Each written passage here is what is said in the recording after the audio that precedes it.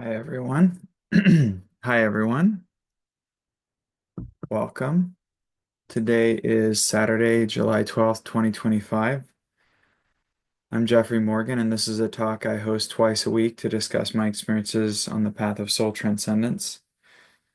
This offering is brought to you by the Movement of Spiritual Inner Awareness, with the encouragement and support of my friend John Morton, who holds the mystical traveler consciousness, which is the spiritual consciousness which does the work that we're doing here today.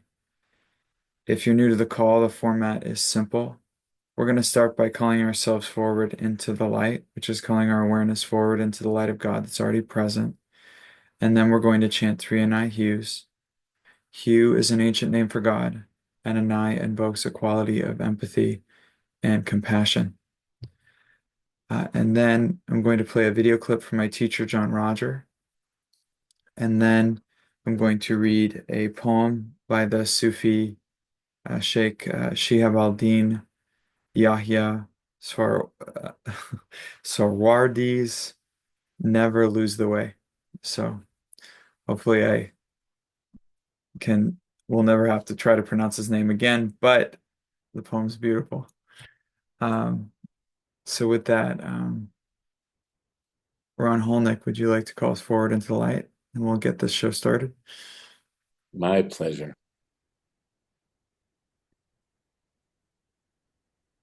Lord God of all creation, we ask just now that we continue to remind ourselves that Earth is a school for the evolution of consciousness, and the goal is not to change the school. The goal is to graduate, and it is toward that end that we all are working. So be it.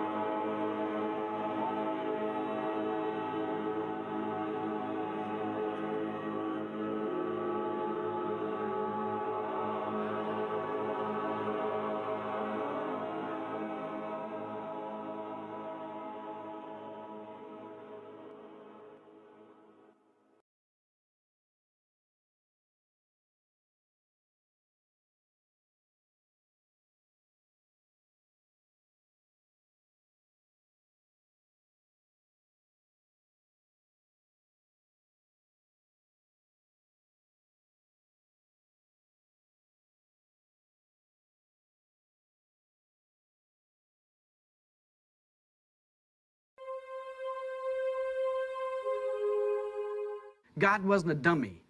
He fixed it up real good. And I don't know if you know, but when we were made, we weren't made out of secondhand stuff. We were made of prime material. And when he made us, he didn't use up everything. He left a lot over. So there's a lot of energy left over in here that we just call the spirit. That spirit pervades all of existence. If we get into this I am, this is what the movement teaches, how to transcend across from the physical, the astral, the causal, the mental, the etheric, how to get across there through spiritual exercises.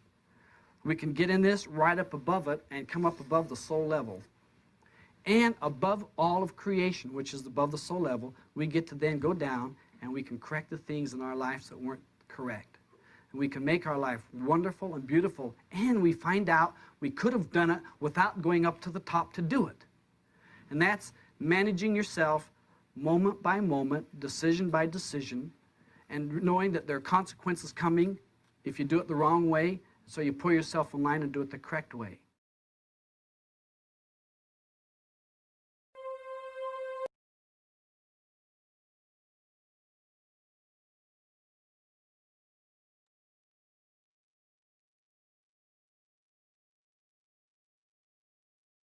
All right, and here's a poem called Never Lose the Way. Don't lose the trail of wisdom's scent. While on this hunt, don't go astray, worrying if every little thing is good or bad. You are the traveler, you are the path, and you are the destination. Be careful never to lose the way to yourself.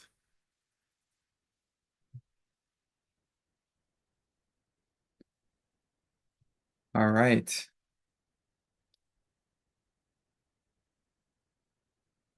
And as a reminder, if you're new to the call, I do give preferential treatment to anybody who hasn't shared before, anybody who's new to the call, just to give you the opportunity to share, especially if you're new to MSIA or new to the work of Soul Transcendence. I get particularly excited and joyful to speak to you. So you are most welcome to share.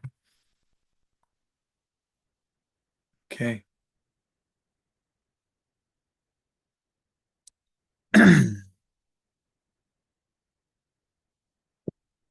All right, Lynn.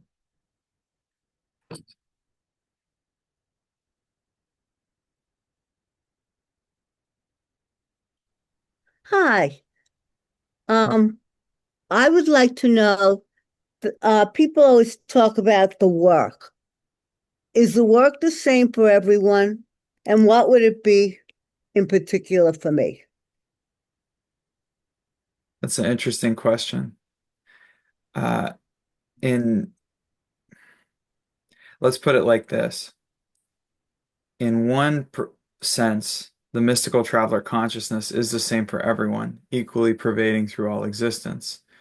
And yet, from the perspective of your individuated experience level, it is very individual and particular to you, meaning your relationship and your experience of the mystical traveler consciousness will feel very, very personal.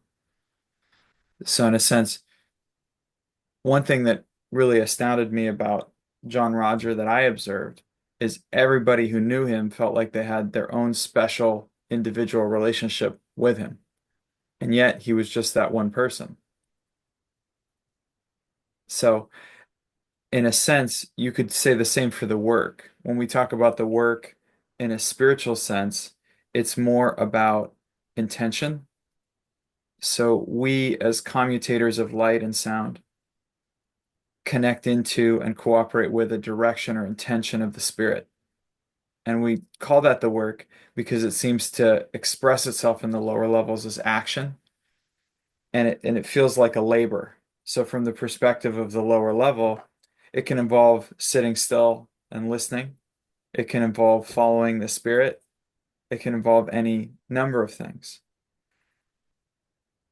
Now, you can say it's universal in the sense that the consciousness behind the action is universal, like the Christ is universal.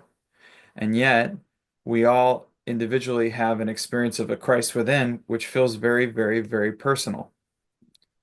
So you ask, is it the same for everybody? Well, in one sense, yes, it's the same for everybody. And is it very individual and personal for everybody? In another sense, yes, it's very personal and individual for everybody. Predominantly, our work on this planet is to experience and learn and grow. We come unto this created reality as soul expressing through a high self, a conscious self, a basic self. And we are to have experiences and opportunities to learn. And we're also to complete incomplete actions from past existences. And those are the two primary focal points for most people. There are individuals for whom a certain amount of, let's say, static in the channel or junk in the runway has been cleared, and they become useful commutators of light for the spirit. And the spirit, being no respecter of persons, will use anybody who is a good commutator of light, even if they have an unpleasant personality, which thankfully, works to my advantage. So I I find the work to be very much about not me. So it's like there's a higher action taking place, a transcendence, something, some intelligence that is transcendent of what my mind or my ego or my emotions are thinking is going on. And the work is the process by which I submit to that action and I surrender to it. Now, in terms of your work and how an individual will quote unquote find their work, one thing I've proven time and again in my own experience is that we're not going to find the work through the mind, and we're not going to find a work through the concept of the work. Like people always use this concept, it's very popular in Western culture. What is the purpose of my life? Now, you go to somebody who's, you know, cleaning shoes in the streets of Mumbai, you're probably not going to have a deep conversation about the purpose of their life because the purpose of their life involves cleaning shoes. And they just know that and they just go to work every day and they feed their family. This whole purpose of my life concept is kind of this meta idea that usually gets people disconnected from what's actually going on right now. Because indeed, the purpose of your life is what you're doing right now, which is breathing in, breathing out, being present, experiencing, and gaining the experiences that the soul agreed to gain. So if you go, what is my work in this world? Your work in this world is likely involving loving and serving whatever is in front of you, which could be picking up trash on the side of the road, or it could be being the CEO of a bank. And there's really no difference between the two. It's whatever's there for us to do, for us to love, for us to serve. What makes that process transcendent is the degree to which we place our focus upon the Christ within and are focused upon the traveler that we are and are focused upon the third eye center. So it doesn't really, in a sense, it's like it doesn't really matter what you do from an exterior perspective. Like you go, well, I'm not really doing anything useful with my life or something like that. Like, oh, what have I done? What's my mark that I'm leaving on the world? See, that's an ego position. That's what your mind is reflecting on or your mind is trying to make sense of. But ultimately, it doesn't matter. You're going to have the experiences you agreed to experience. And how do those become spiritual experiences? They become spiritual experiences by the process of spiritualizing the experience. And how do we spiritualize the experiences? Through the loving that we are and the presence that we are infusing all that we do. So you don't really have to worry about what your work is because it's right here. Like your work right now is talking to me. And how do you make it spiritual work? Well, you bring a spiritual consciousness to the work of talking to me. You could bring that same spiritual consciousness to the work of doing the dishes. You can bring that same spiritual consciousness to the work of picking up trash. You can do that same spiritual consciousness to the work of reading a book. You starting to get it? Yeah. It doesn't really need to have a form. It's more important that it has the essence. The essence is the loving that we are, the spiritual loving that we are. And the form is just how that expresses in a way that harmonizes with the rhythm of the planet and the rhythm of the agreements that we made and the completions that we're doing through our life pattern. Can we find out the agreements that I made? Well, yeah. What do you tend to do on the action level? Move papers. Well, then obviously you have agreements to move papers. See, a lot of people are worried that they're not keeping some agreement or not doing something. Now, in a conscious level, when you talk about interpersonal relationships and keeping those clean, I'm not referring to those agreements. So those agreements are you track them consciously, you declare them complete, you clear the air, you do the things that make sense to do that on the interpersonal level. But if you want to know your karma, you simply need to observe the level of your action because karma means action. So you go, well, what's my karma for this lifetime? Well, what do I tend to do this lifetime? It's like if somebody tends to speak in front of people a lot and they have a lot of people, I guess they have that karma. Now, whether they like it or not, that's just a question of preference. But I don't know if you've noticed, but your karma may not always match your preferences. Yeah. You notice that too, right? Yeah. Yeah, and it's like you wake up in the morning and whether you want to speak in front of a bunch of people or not, whether you want to just go meditate in a cave in the Himalayas, you may in fact have to just speak in front of people and bring the loving and bring the presence, and you do it anyway. To me, the work is about cooperation. It's it's that process of letting go of my will and surrendering to thy will. But the tricky part is the voice in your head may in fact be your mind or your ego. Or if you have a chemical imbalance, the voice in your head may in fact be a hallucination. Or if you have intuition levels that you haven't mastered, the voice in your head may in fact be an entity. So we have to be very discerning about what voice we follow, and we have to constantly test it. That testing it is also part of the work. It's about keeping the work area clear. If I want to be a vessel of the spirit in my life, I need to maintain that vessel. I need to keep a clear channel. I need to keep a clear temple.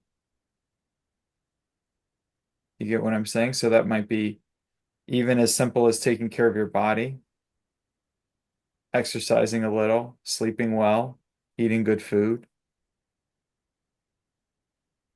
managing your stress with good meditation, good spiritual exercises, connecting with other people and loving on them. So I think whatever part of your consciousness or your mind thinks that it knows what work is or what it should be, or that questions or doubts that, that's not the level that the work comes from. So it's like you might as well give that up. You might as well get to a level of, okay, it's about actually surrendering to thy will and allowing that intelligence that is transcendent of this intelligence to start to direct the life.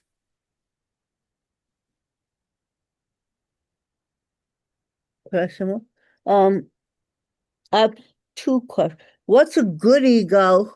I guess for me, but for everyone, because they always talk about the ego as being something negative, and I've been told that there's a good one. Ego's not bad or good. Ego isn't bad or good. Ego is a tool. So you could say, what's a good hammer or a bad hammer? A good hammer is one that hammers in the nails that you want to hammer in and does the things that you need it to do to get the results that you want. And it's always relative. Who's good? I mean, in the soulic perspective, all egos are good egos if they help you complete the karmas you need to complete, if they help you get the lessons that you need to learn. But it all depends on intention. And if your intention is soul transcendence, then a good ego may be an ego that is subservient to that ultimate goal, meaning it's willing to get out of the way. But not having an ego on this planet doesn't work too well. So we're not in the business of destroying the ego because the ego is the means by which you navigate and gain experience. It's like, why would you? It's like if the soul needs to drive a car to have experiences of driving, why would you destroy the car? Having an ego is part of the experience level. The ego itself is part of the experience level. The ego itself is part of the apparatus that completes experience, that completes agreements, like we said. You get what I'm saying? Yeah, I do. So I don't really have a judgment of like there's a bad ego or there's a good ego or it's all depending on your intention. If your intention is to transcend into soul consciousness, then the ego can sometimes be an inhibitor because its entire purpose is to pull you into identification with something lower. However, there is a point at which like it doesn't inhibit you and then it's not a problem.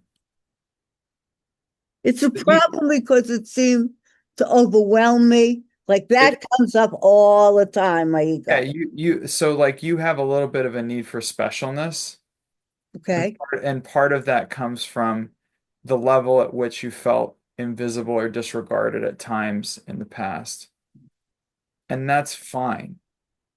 But the real illusion of the ego is always to pull you into the exterior senses and out into the world. because the ego will say, I need this person to think that I'm special. And the soul would say, I already have the truth, the way, the light that I need. And then you can flood it into your consciousness. So all the loving that you seek is already available within you. So there's no issue. There's no challenge with that. And the ego isn't a problem. Egos can be really fun. I mean, try cutting in line without an ego. It just doesn't work. If you want to cut in line properly, you really have to act like you're with the band, you know? Yeah. Let me. I would love your ego. And I would also just be clear that you're not interested in your ego or your mind being the master of your life. But it's not, see, people move into an antagonistic relationship with the ego and the mind, and that doesn't work either. That actually gives that power, believe it or not. And you get into this arms race. It just doesn't make sense. I actually find the only enemies I have ever found are in my mind. So therefore, the only enemies I have are in my mind. And what are we told by the Lord Jesus Christ to do? We're told to love your enemies. Love your enemies. So I love my mind. Do I serve my mind? No. Do I let my mind determine the direction of my life? No. But I do love it. So I wouldn't alienate or wrong the ego. There is such a incredible perfection and beauty in the way the life pattern is set up for your highest good. It's extraordinary. Nobody, you know, nobody but God could have designed such a beautiful system. Okay. Can I keep going with questions or not? It's up to you. Yeah, I think so. All right. Maybe one more. How about that? Okay. How do I know that it's the mystical traveler, or how do I know senses without the mind or the world, whatever? You're saying how do I know if the voice inside or if the intuition that I have or whatever it may be is coming from the mystical traveler versus coming from Something else. something else. So the short answer is from the lower self, you don't know. You're not going to be able to know for certain. And I wouldn't place stock or belief on anything in this world. I would just constantly be checking everything out. Even if a radiant form of light appears as physically present as we are right now and appears right in front of you and says, I have the word of God, I'm here to tell you the truth, I would still check it out. And this day and age, I'd probably start with ChatGPT, but that's neither here nor there. Um, But my point is, you don't have to worry about going off track because you will go off track. You don't have to worry about it. You just need to keep testing it. You just keep testing it. And how do you test it? You look to the 12 signs of the mystical traveler.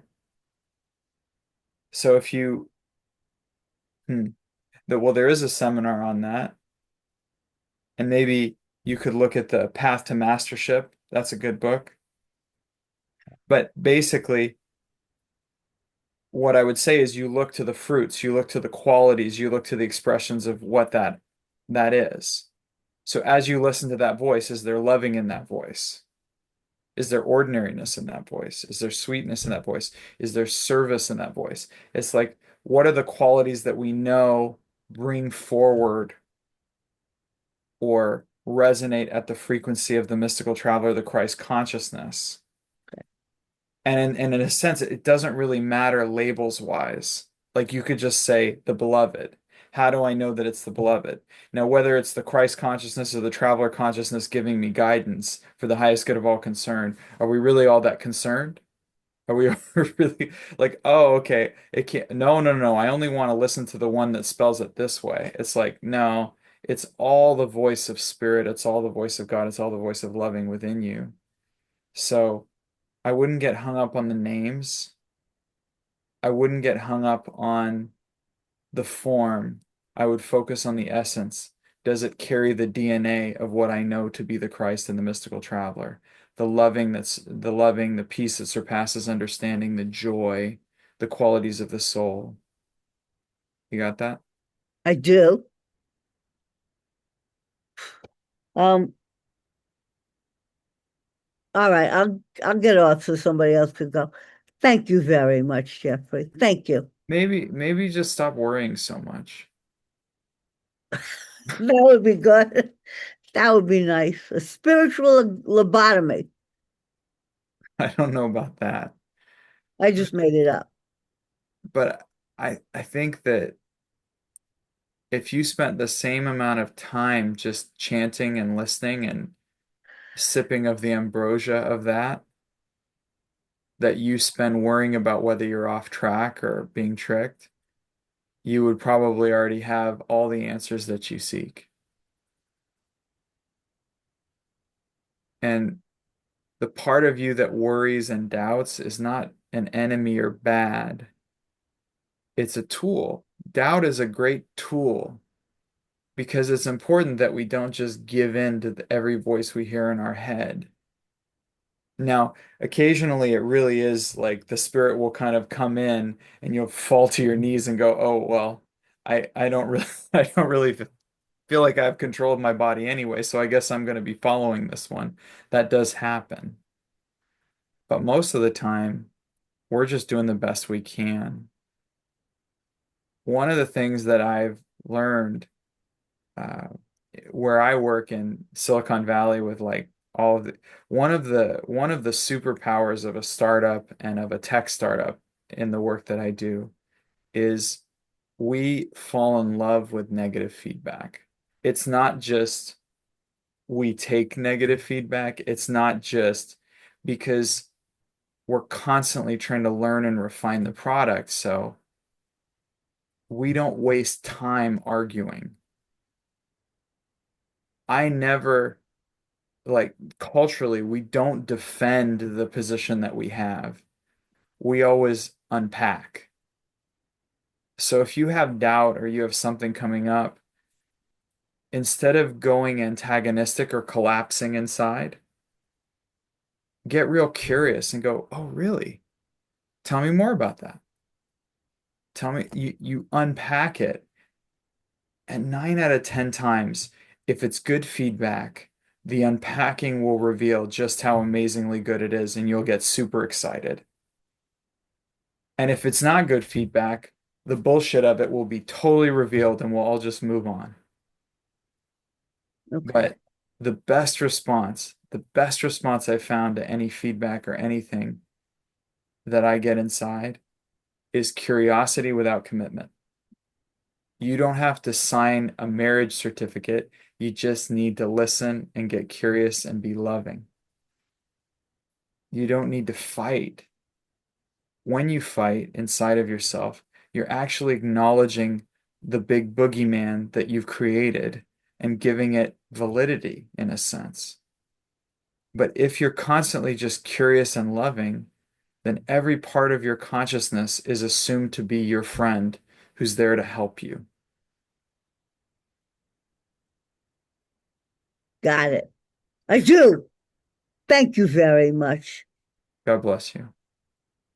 And you. Bye. Hi. All right. Uh, Dan Kendrick. I have shared before, so I don't know if any of the two. Are anybody else? I think Don, you shared before. Diane, have you shared before? Okay. Dan, I appreciate your honesty. Yeah, I'll let Diane go then. yeah, no problem. Oh boy, I finally raised my hand. Uh, I really wanted to sing I'm getting to the point where I'm no fun anymore. Um, yeah, I guess all my creativity has been That was really quite, fun, by the way. quite dulled lately. Um, I am doing one of those juicy karmic things with my family. And it's with my sister that I've never thought I had any intense thing to work out with before. So, surprise, surprise. And then you talk about all relationships are inside of us. And then I feel like I'm 100 faces of Eve. Um, because it's a long story, so I'm going to try to keep it brief, but it's about a trust from my father, and mine was put into a trust, and we were all shocked to find that out after he died. I'm a single woman. I'm an artist. He probably didn't approve that I wasn't married, and I'm a widow. And so he put mine in a trust. Well, I lived off of that trust, but I got a lawyer. And long story short, it was my idea to file a disclaimer. So I did that with the idea because it was going to my two nieces and nephews. I have no children. And so it did with the idea that they would give it back to me.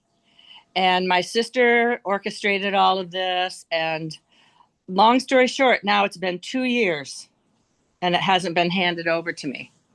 And I'm kind of at the end of my rope, and they put me off. And my niece is 40 some years old. She has a master's from Yale in forestry, and she can't work because, to me, this is what I think. She has kind of made a career out of accidents and injuries.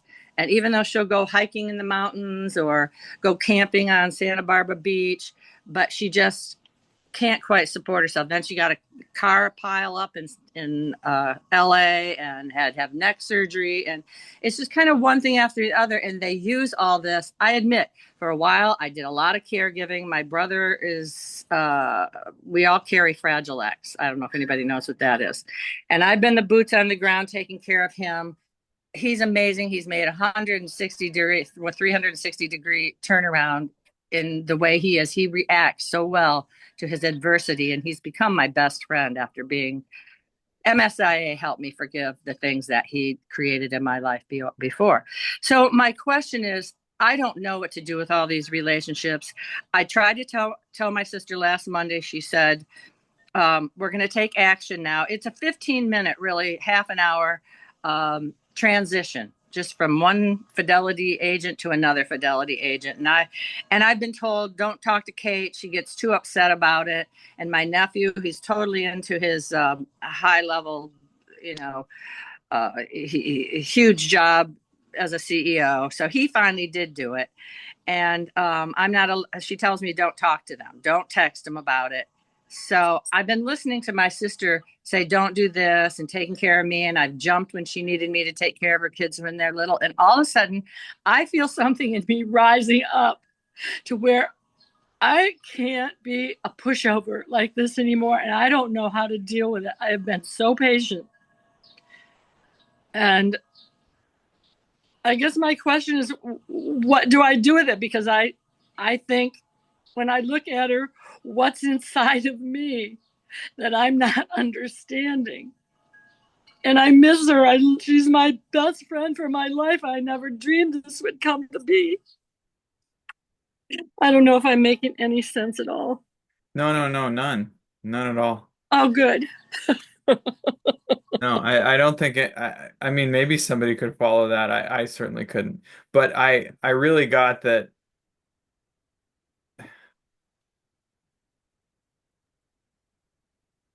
I don't have any money. I'm running out of money. Right, right, right. I hear Yeah, all all that. that I hear all that. yeah, But but I'm fine. these are all very upsetting thoughts that you're believing right now. I hear all that. Okay. I know. And then sometimes I gaslight myself. I think I gaslight myself and I say, oh, you're being ridiculous. Oh, just trust God. Oh, it will happen. You know, It's and not about trusting God, it's trusting the weight of evidence. Haven't you always been taken care of? yeah, and I do a lot of the taking care. Yeah. Well, but who gives you the energy to do it? Who gives you the breath in your lungs? Okay, so is it really about my faith? Faith is breathing. Faith is not belief. Faith is participating in a higher consciousness that's doing the process for you. Well, and I've gotten to the point where I've been ill myself and stressed, and So I did fall so off a horse, big so deal. let's just time out because you're not going to hear anything I'm saying until you do this. So put your hand on your belly. Put your hand on your belly. There you go. Okay. We're safe. Just breathe in and out. We're safe.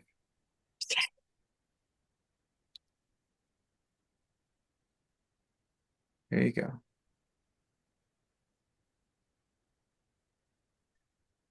Okay. So now, with your other hand, put your hand on your forehead. My other hand, I'm holding Yeah, my yeah, device. that's fine. You can drop the phone. That's fine.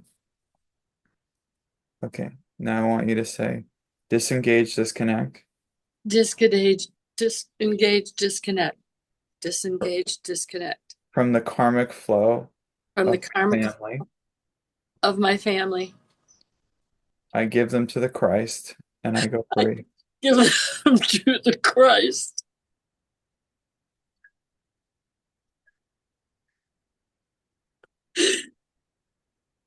Okay, there we go.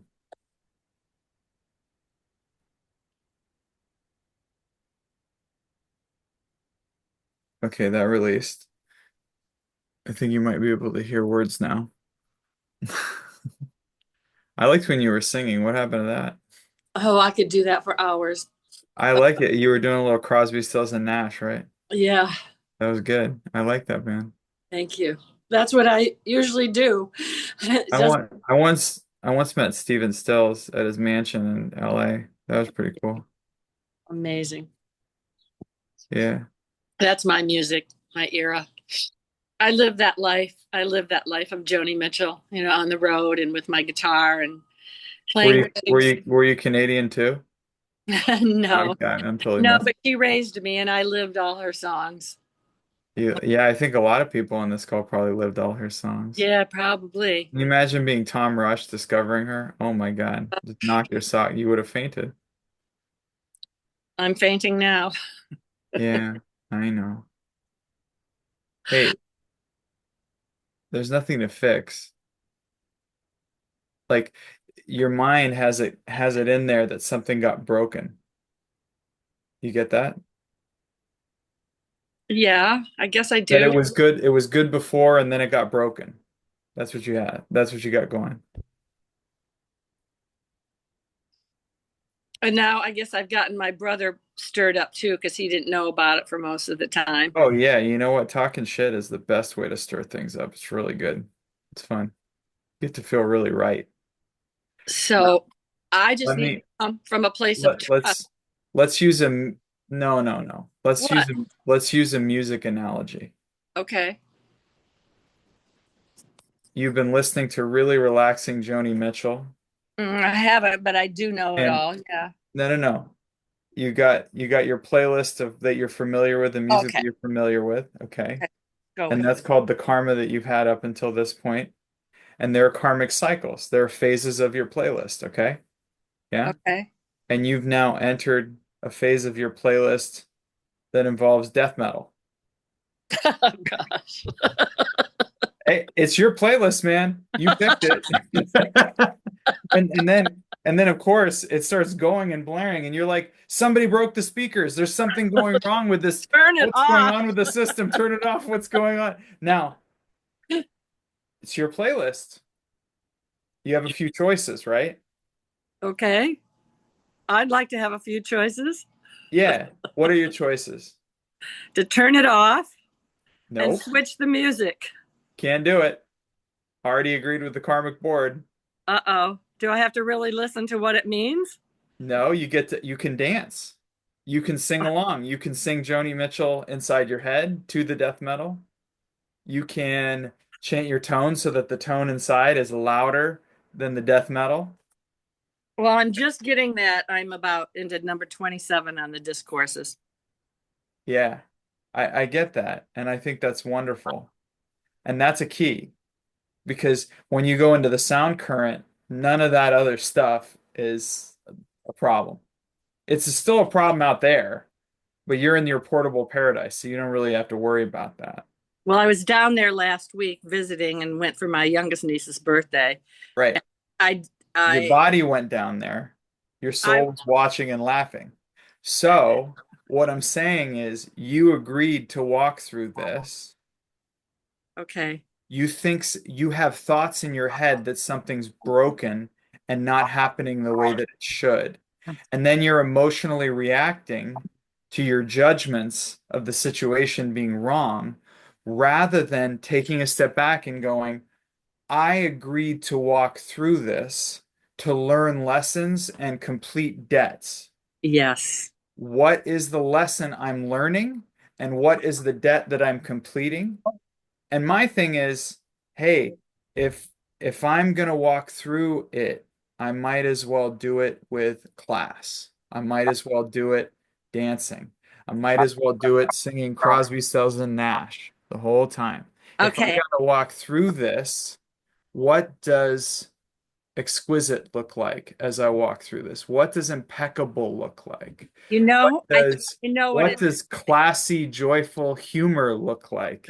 What does when shit gets really crazy, I like making ridiculously inappropriate jokes. Oh, let's hear one. I don't have one ready for your situation, but it would be like, like I'm one of those people who, like, after something terrible happens, you say something that's like everybody's thinking but nobody wants to say, and then you go, too soon. Like, I'm one of those people, and I find that humor so joyful because life is ridiculous. Well, I I just want to say to everybody when we're in the room, what is this white elephant in the room? What is this elephant in the room? Because everybody just is so proper and dances around it and doesn't speak the truth. What elephant?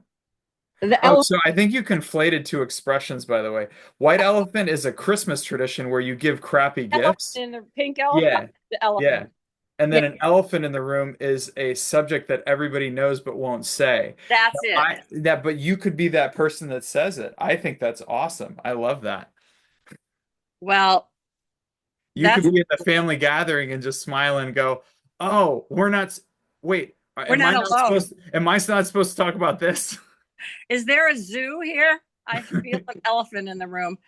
Um, and also, I want to say to my credit now, I see that for two Yeah, but years. that's the point. You don't need credit. Okay. You can just be yourself I and don't have know that why be it good enough. reared its ugly head like this in the last couple months. I guess It's not, that's what I'm trying to tell you. It's not an ugly head. It's the head you I was. agreed. Okay. It's just curriculum. It's just a process. You created a story about it that upset you. And then you got upset about getting upset about the story. And then you got upset that you were upset about the story's upset. And then you made a story about getting upset about the story's upset. Yeah. And then you told your brother, or you know what I'm saying? So you get what I'm saying? Like, Yeah. Yeah. you don't need all of that. All you need is one foot in front of the other and loving that person that's right there. And if you're smart, the wisdom is, I don't need any baggage. So if you talk to your sister, let it be the first time you've ever spoken to her in your entire life, rather than without the whole history of, oh my God, we used to be super close, and then she ripped me off for her deadbeat daughter, and then it came back to, you see what I'm saying? You do the whole thing versus just going, oh my God, that's God right there. That's God right in front of me. What do you have to say, God? You get it? Yeah. Lead with the love and the moment. And the joy of the presence, the joy that doesn't require explanation or an ego position. And You you know what else I created? I kept saying, who's creating this mountain out of a molehill? That's a great question because there's part of you, and that's the loving too. Because as much as I'm saying you don't need the story, there is a part of you that feels like she needs that story. So go talk to her about that. Go connect with her and see why it is that she feels she needs the story. And she probably just needs a lot of loving because story comes in and justification comes in when we don't feel our inherent worthiness in God. We don't know it down to our bones, so we feel like we have to create this whole mythology to justify our existence when our existence has already been justified. So you don't need a story, you don't need to be right, you don't even need to be reasonable. I love it when people just own it and go, I want this because I want it, and I know that people don't want me to have it, and I don't want it. It's like, Own it. Whatever it is, own all the messy bits. Okay.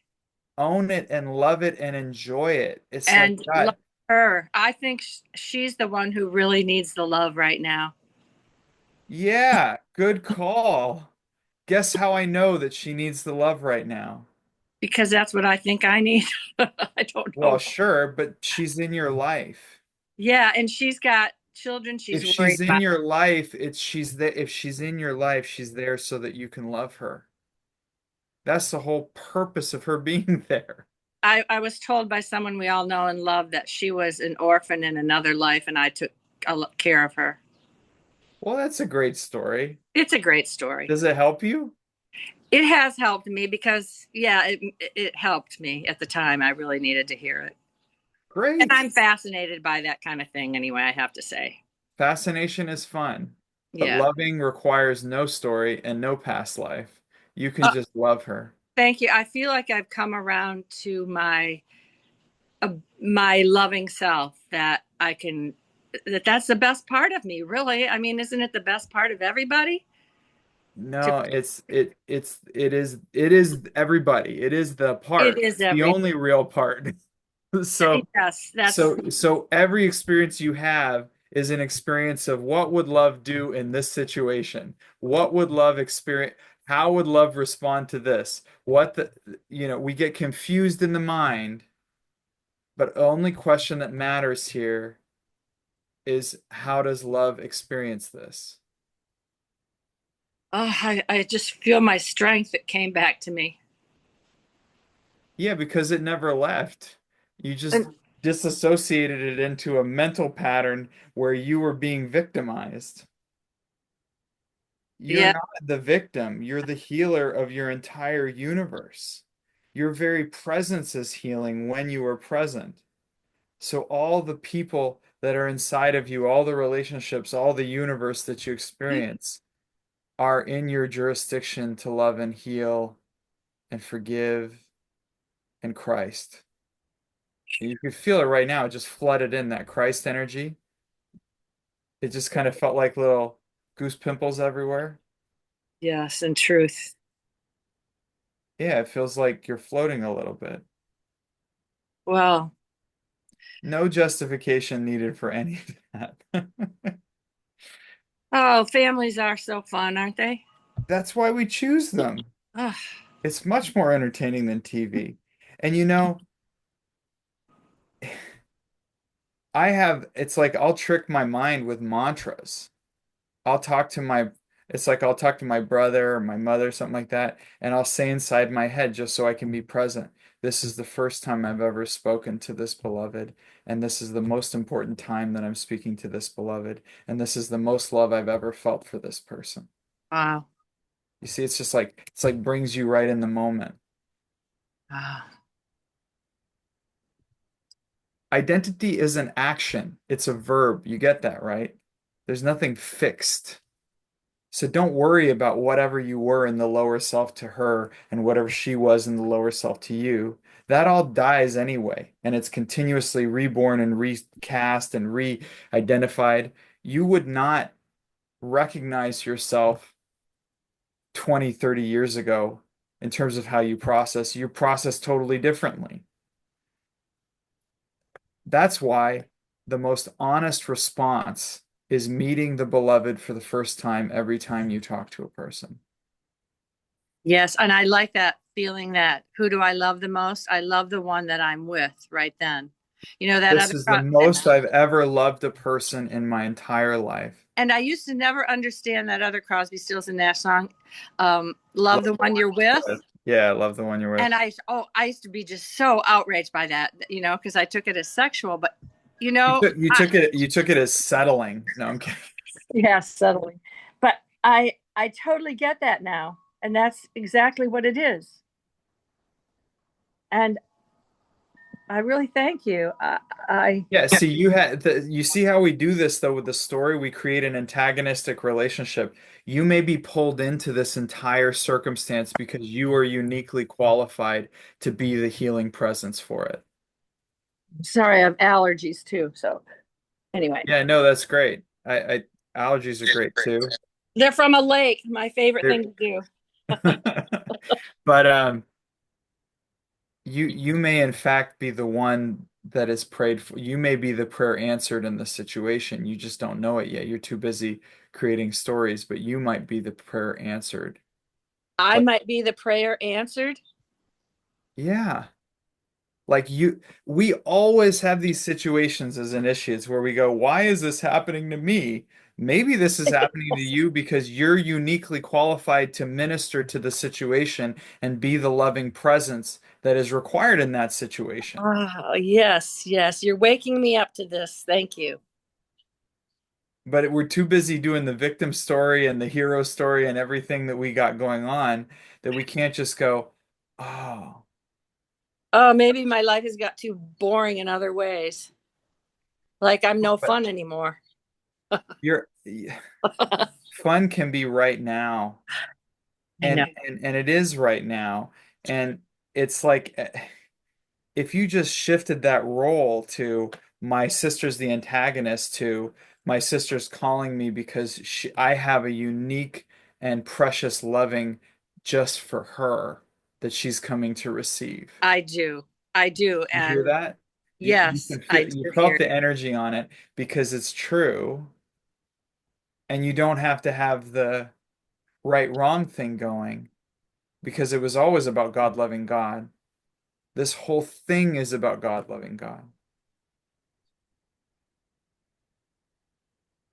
Well, I just I do cathartic writing a lot, but I'd like to do it more in the way John Roger instructs us to do. Got it. Freeform writing. Yeah, that's Freeform really writing. good. But Yeah. yeah, I think that's a good way. Okay, I think that's good. I also think sometimes when you do that, you're not tapping into a clearing of the unconscious or subconscious, and instead you tap into what's called creative unconscious because you have a strong karma with creativity. Right. So you have to, I would just on that, just differentiate whether you're doing a creative process or whether you're doing a clearing process. Okay. And I know I was doing it for a while in the morning and burning it, and then I went back and read something, and I said, and I get so technical. I go, oh, I'm not doing this right. I'm creating more. Yeah, no, no, no. I would just be clear about the intention. And I Okay. also would be aware that sometimes you're not going to be able to release the emotions that are trapped in your body through just the act of free-form writing or writing. You may need to do something else. So one other way might be listening to the Luxor meditation for peace and harmony. Can somebody put that in the link for me? Yeah, I so where you direct the hue chant to different parts of the body and it kind okay. of vibrates and releases the emotions. Um, you've Oh, got you've got creative mental going on and you're very creative and I think it's great. But that's actually been a way that you because you have such sensitivity and such you used to have kind of fear patterns that would come in on the root chakra area, okay? So that isn't getting addressed by ah, you doing freeform writing because largely you're doing it from that. right. Instead, it would be good for you to release from the body itself. Yeah. So Okay. doing like Luxor meditation Okay. or something of that nature where you're directing the energy to release the stuckness in your body. Okay. And also, I realized that I did spiritual exercises without even knowing it for years because I would sit down at the piano and sing for 2 or 3 hours, and you do your breath work and you do your meditation and the words, and I don't do that anymore. My That's grand okay. piano, I and used to play I used to play a lot more music too. You don't well, have I made a living from it, and there's my grand piano right behind me. that's a Uh, nice piano. It's my family's. So what I would say on that is you're being past referent again. Okay. It's spiritual exercises is defined in every moment of every day. Your life can be a spiritual exercise. Yes, it is. So as you inhale and you exhale, it's like Kabir has this wonderful poem, let every breath of your body be a turn of the mala. So instead of having a mala where you're counting the beads, every breath is a tone. Mm, And you're very conscious in that hmm every breath you're saying the name of God. hmm Do you get what I'm saying? Yes, I do. And you close your eyes, you go into it, and then you go play the piano and you're into it, and it's like, but you don't have to have a right wrong on it. And there are cycles where it's very supported energetically and karmically for you to go do the piano, and there's cycles where it's very supported energetically and karmically for you to soak in a lake or Which just be what in I the do. quiet or just be in the quiet and Yeah. breathe and chant internally. You get what I'm saying? Even yeah, even when I'm doing laps in the pool or the lake, I've got mantras going through my head. And Yeah, I would, one of the great things is like if if you have your initiation, that's even more useful. But chanting Hue into the third eye center and just continuously chanting it will start to burn away and clear some of the mental karmas that okay, you have going. okay. It's very noisy in your consciousness at But you're times. not kidding. So I would really constantly, like what we did today, you saw how your whole body transformed and your breathing transformed just by us challenging your story.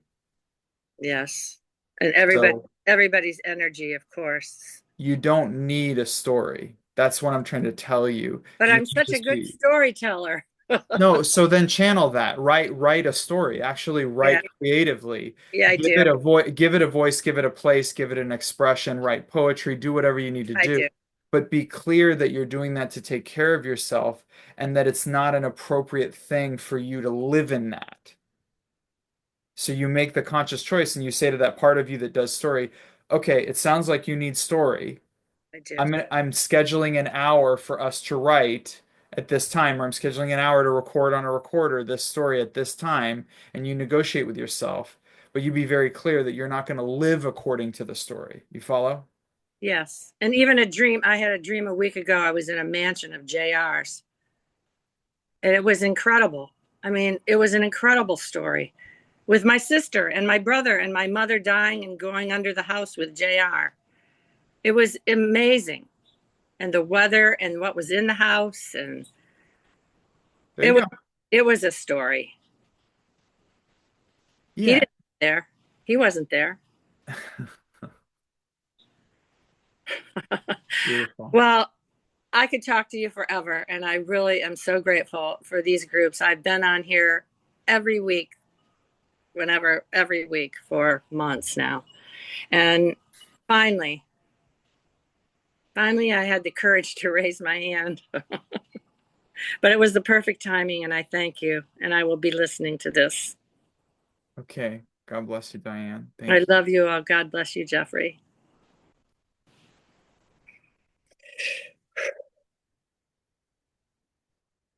Well, I actually have something to drive to. I have an errand to run, so I can't go late today. I want to thank Dan and Dawn for your honesty and sweetness and letting Diane go. And I can definitely push you to the front of the line on Tuesday, for example. So thank you both. Um, yeah, God bless you. I love you. Peace be still. The blessings already are. And please consider signing up for the Christ is Now. Registration is still open if you want to join us on Monday nights.